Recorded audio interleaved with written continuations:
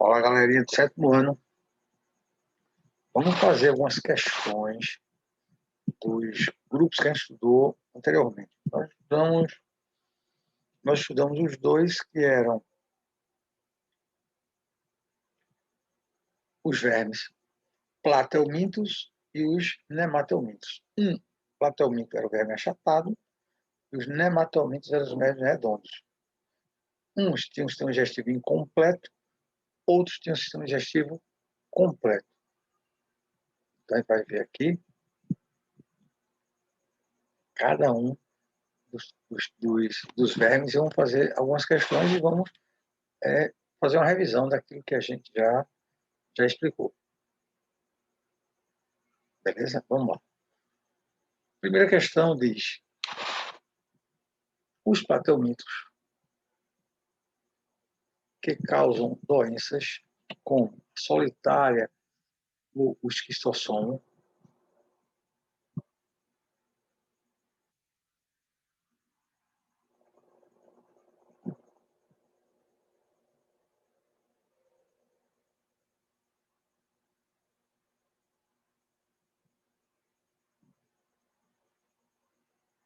são parasitas.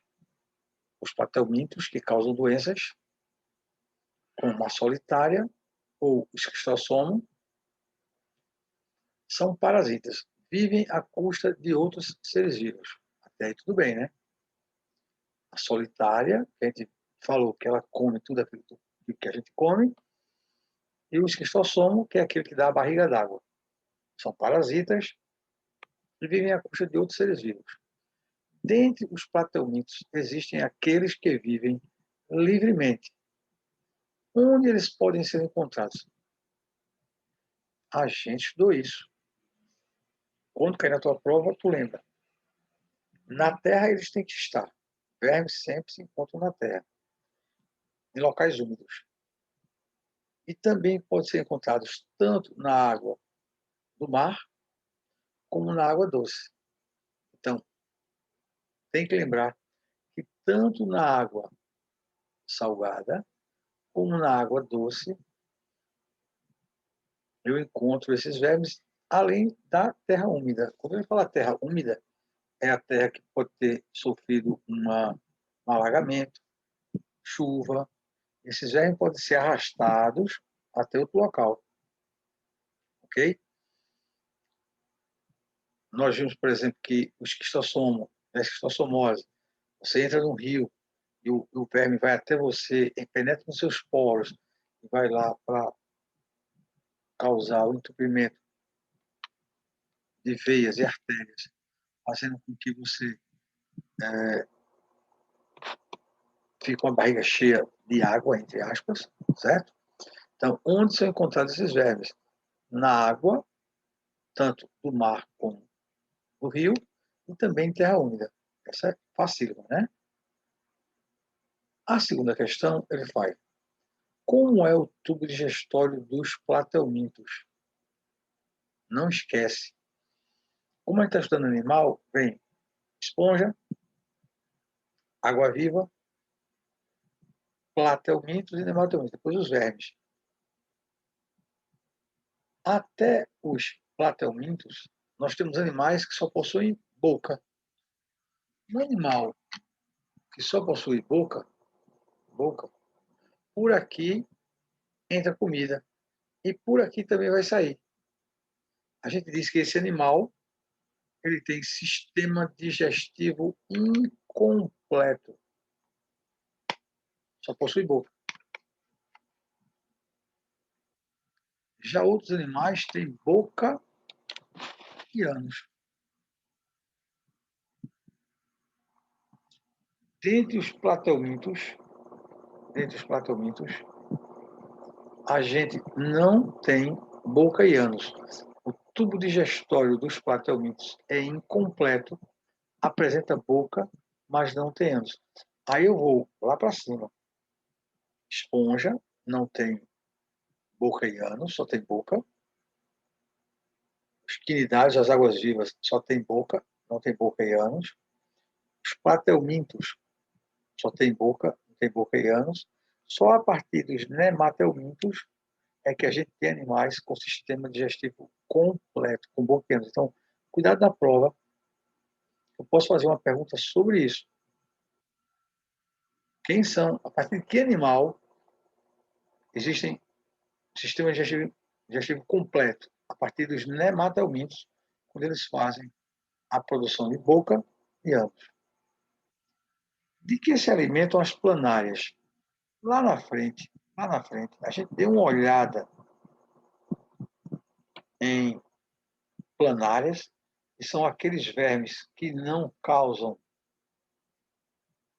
morte, não, porque não são parasitas. A planária é aquele ser que a gente corta ele e ele consegue reproduzir vários novos seres.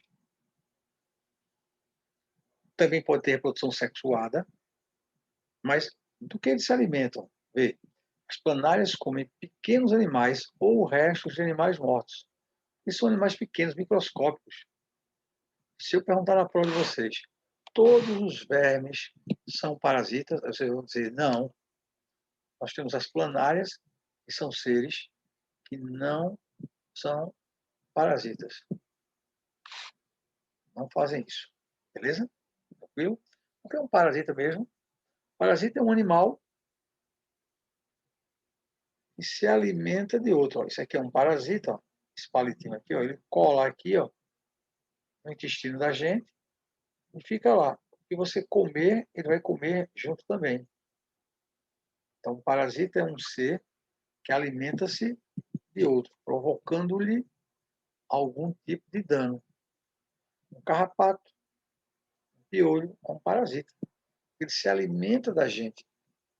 Ele tira alguma coisa da gente. Isso pode prejudicar. Quarta questão.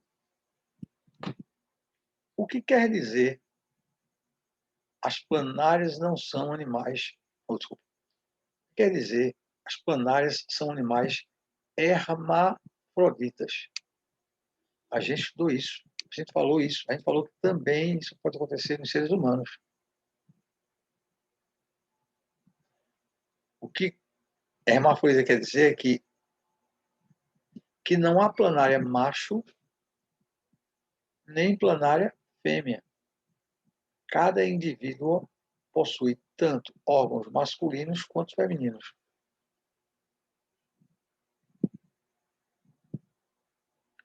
Eu tenho um animal aqui e outro animal aqui. Aí eu tenho esse animal aqui que tem órgão sexual masculino e feminino e esse aqui que também tem órgão sexual masculino e feminino. Quando eles se encontram, ao mesmo tempo que um está jogando espermatozoide no outro, fecundando-o, está sendo fecundado.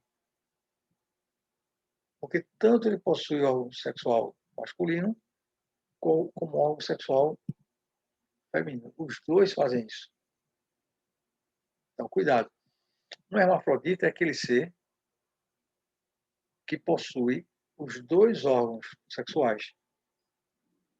Quando acontece na espécie humana, é complicado porque o cirurgião, o médico, ele vai ter que decidir se aquele paciente vai ficar com órgão sexual masculino ou com órgão sexual feminino. Isso geralmente ele faz junto com a família, para decidir.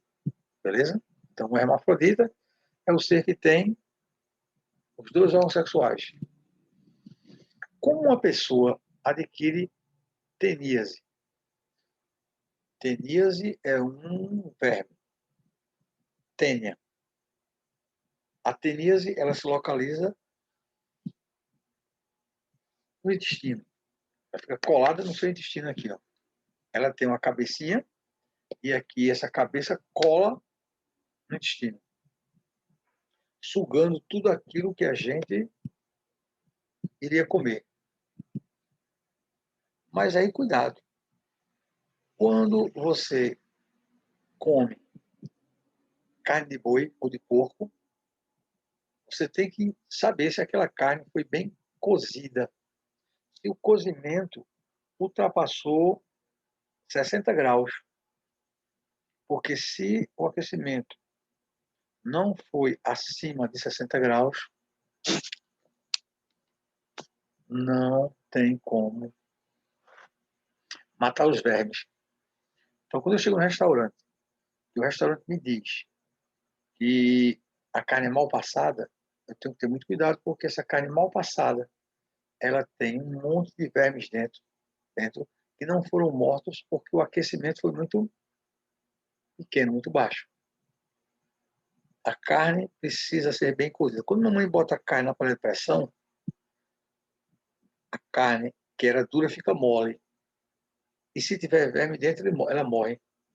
Quando você faz churrasco, você mata o verme. Então, cuidado. Quando você for ao restaurante, que você pedir carne mal passada, lembre que você está correndo o risco de ingerir tênia. A tênia vai para o teu sangue, vai para o teu intestino e fica lá instalada. O grande problema é que eu tenho como prevenir isso aqui. Como é que eu vou prevenir de não ingerir carne contendo a doença? Faça a ingestão de carne bem cozida. Então, a gente vai ao restaurante e o cara pega uma carne lá e no rodízio, ele corta aqui, a carne chega, sai o sangue assim em cima do prato da gente. E tem gente que gosta. Beleza, você gosta? Massa. Mas ao mesmo tempo você corre um risco muito grande de absorver vermes. É a mesma coisa, eu chego na praia e o cara passa vendendo ostra. Ele abre a ostra, coloca limão, coloca não sei o quê, blá. Só que aqui dentro dessa ostra, dentro da ostra, tem vermes que não são mortos pela colocação de limão. A ostra dentro do mar, do rio, ela suga tudo que tem no rio. Geralmente os rios que a gente tem são poluídos. Se o rio tiver cocô, o cocô vem para dentro da ostra. Se o rio tiver lixo, a decomposição do lixo vai cair aqui dentro. Se for um lixo hospitalar, o que vem de coisa, de doença, vai para dentro da ostra. Então, comer ostra é uma coisa muito complicada. Porque toda vez que você come isso aqui, você está ingerindo possivelmente algum tipo de verme. Então tem que ter muito cuidado quando você for à praia. Ir à praia e se alimentar na praia já é meio complicado. Porque a gente não sabe se aqueles alimentos eles foram bem acondicionados. Eu não sei como eles foram feitos, eu não sei como eles foram manipulados. Por mais que o cara use uma luva na hora, eu não sei como ele produziu o alimento em casa. Eu não sei em que ambiente está a mesa dele. Eu não sei se lá perto da casa dele tem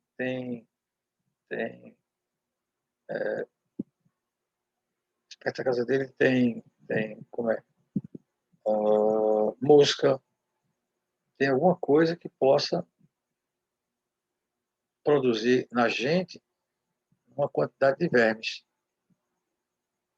Então, o ideal é que a gente não consuma alimentos na praia. Tem que ter muito cuidado com isso aí. Principalmente crianças muito novinhas. Porque as crianças muito novinhas, elas não têm ainda defesa do corpo. Beleza? Tranquilo? Então, se a teníase, a tênia, ela é adquirida através da carne mal cozida, para prevenir, você não come carne bem cozida. Ou, desculpa, carne mal cozida. Você come somente a carne bem cozida, bem assada.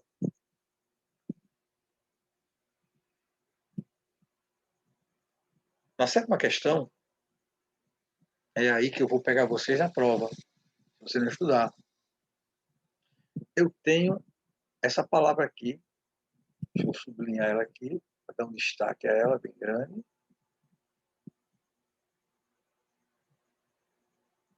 Eu tenho a cisticercose.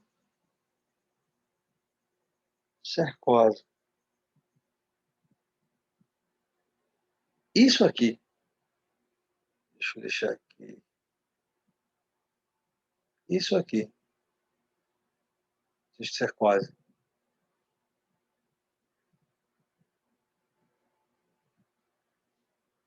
Está ligado a isso aqui, ó. Cuidado na prova. O cisticerco é originado do ovo da tênia. Quando a pessoa, o indivíduo que tem teníase, vai fazer suas necessidades fisiológicas e não tem saneamento básico, ele vai fazer o cocô dele no mato. Quando ele faz o cocôzinho dele no mato, ele joga ovos de cisticerco. O que são cisticercos, professor? Ovos da tênia.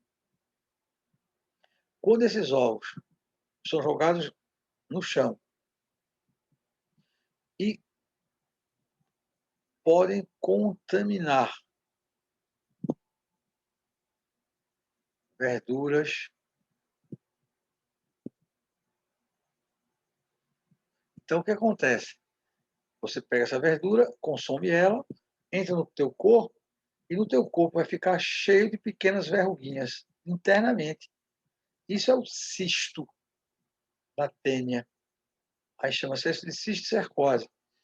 Isso aí pode se acumular no cérebro, no músculo, e aí é muito complicado.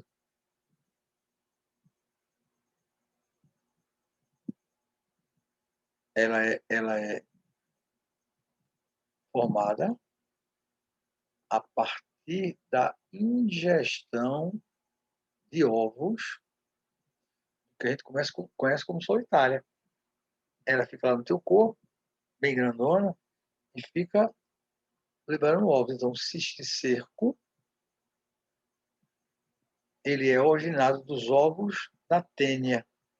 E esses ovos são vindos dos vermes conhecidos como solitária. Beleza? Tranquilo? Cuidado. A tênia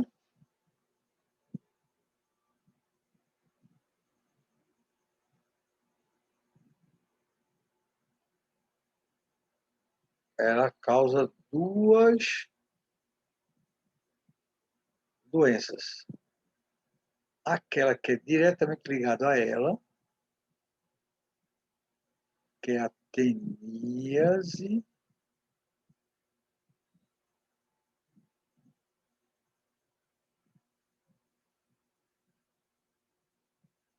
e a outra, que é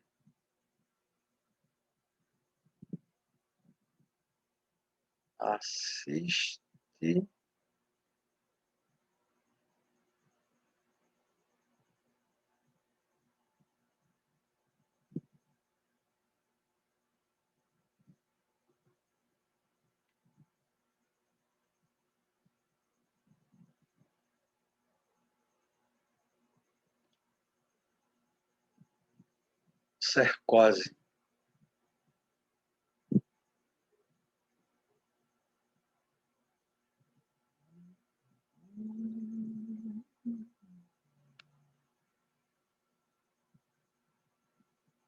Está aqui no cantinho. Pronto, beleza. Só para lembrar. Pronto. Então não esqueça não, na prova de vocês.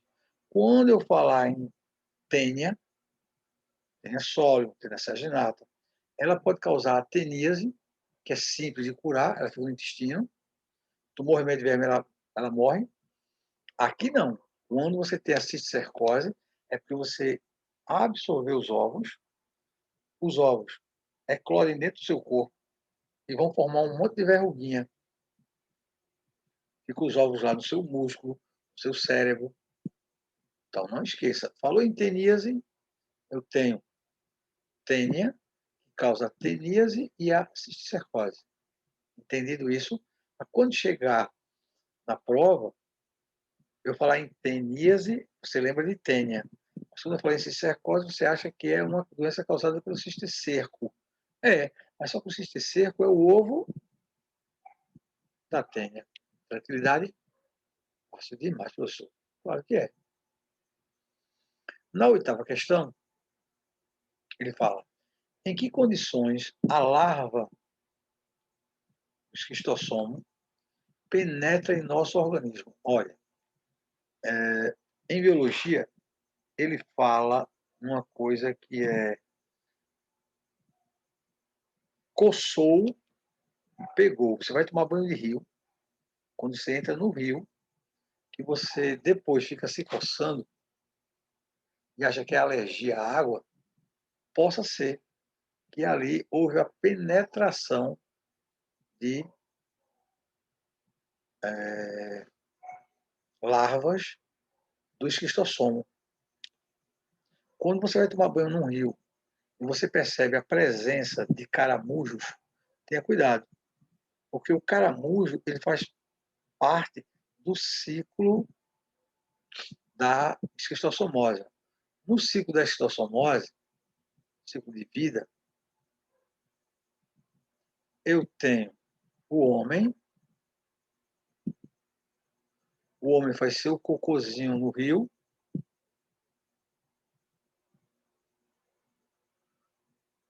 ataca o caramujo, porque quando o homem fez o cocôzinho dele aqui, as larvas entraram no rio e foram até o caramujo.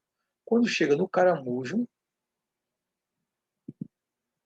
ele faz reprodução assexuada e novamente pode voltar para o homem. Pode ser esse homem aqui, o mesmo, ou pode ser para outro. Então, quando você entra no rio, você pode estar se contaminando com as fezes de alguém que fez cocô ali no rio. O problema é que essa doença, ela entra pelos poros. Ela não precisa de que você tenha um corte, não precisa você engolir ela, não. Simplesmente você está no rio, ela entra nos seus poros e você absorve a doença. Você contrai a doença. Lembra disso? Lembre.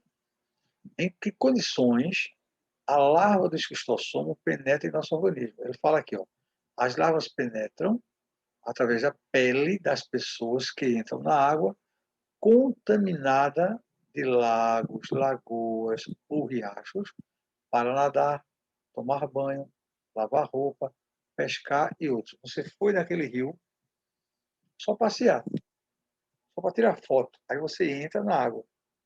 Simplesmente o fato de você ter entrado na água, você já faz com que haja absorção do verme. Lembrando, se você chega num local e tenha caramujo nesses rios e riachos, cachoeiras, fica ligado, porque aí pode, de alguma forma, haver a infecção por esquistossomose. Beleza? Tranquilo? Ter caramujo nem sempre significa que tenha doença. Se você pensar que vai fazer medicina um dia, você chega na região, por exemplo, eu chego na região de Porto de Galinha, que é uma região de financeira alta. Mas não só tem gente rica lá, não, tem gente pobre também. E aí, naquela região de Porto de Galinha, é uma região que tem uma quantidade muito grande de caramujo. E de vez em quando tem um surto de esquistossomose. Então, tem que ficar ligado no saneamento do local, né, do tipo de lixo que eles acomodam em alguns lugares. Isso tudo vai contribuir para que haja naqueles locais um índice muito alto de caramujos. Beleza? Rio sem tratamento. Que é o que acontece na maioria dos rios que você conhece. Os rios ficam enegrecidos, vão morrendo ao longo do tempo. Então, essa questão aqui é facílima, né? As condições que o esquistossomo, que é o causador da esquistossomose, penetra em nosso organismo. Penetra simplesmente pela pele, causando danos. Isso pode levar à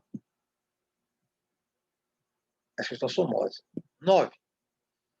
Que medidas devem ser tomadas no combate da esquistossomose?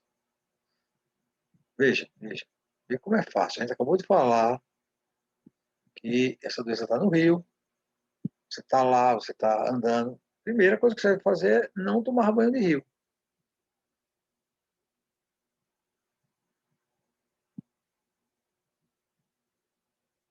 Não deixar que ninguém faça cocô dentro do rio ou próximo a ele, porque isso só vai acontecer se não tiver saneamento básico. Então, o ideal é que, no mínimo, naquele local tenha saneamento básico para que o indivíduo não faça cocô no meio da rua, no meio do rio. Água daquela região tem que ser tratada, tem que o governante fazer água encanada, mas com qualidade. Também explicar à população de que forma ela contrai a doença, porque às vezes ela não acredita que ela pode contrair a doença, certo? Então é importante que a população seja alertada de que modo ela se infecta, beleza? Porque dessa forma a gente pode fazer com que ela entenda, a população entenda, que não pode estar tomando banho de rio o tempo todo, toda hora, não. Porque vai depender muito de como e de qual a quantidade que tem de caramujo naquela região. Tá certo? Beleza? Professor, por que é importante dizimar a quantidade de caramujo? Porque a gente já falou que o caramujo, quando você mata uma grande quantidade de caramujo, você impede que haja uma contaminação. Então, no mínimo, as prefeituras deviam observar se lá tinham caramujos, e aí retirar tudo. Uma forma bem simples de eliminar caramujo é jogar sal em cima deles. Quando a gente joga sal em cima dos caramujos, eles desidratam. Quando eles desidratam, morrem. Certo? Beleza? Então, nas populações onde não tem saneamento básico, essa doença vai aparecer com muito mais força, porque é claro que lá eu tenho uma predisposição a que pessoas pobres tomem banho de rio e, consequentemente, possam ter a doença. Na próxima aula, a gente faz mais questões relativas a esse assunto. Beleza? Valeu, fera.